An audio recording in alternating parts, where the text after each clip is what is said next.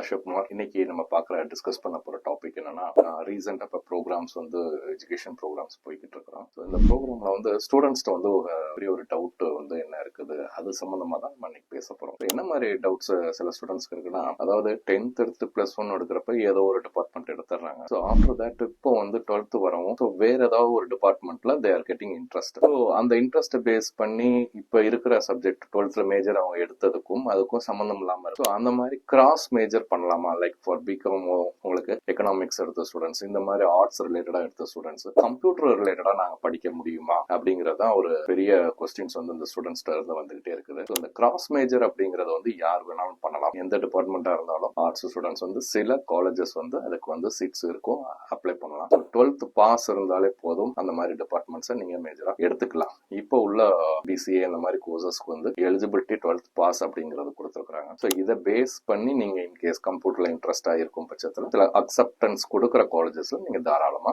Join பண்ணுங்க. வாழ்த்துக்கள். Wish you all success.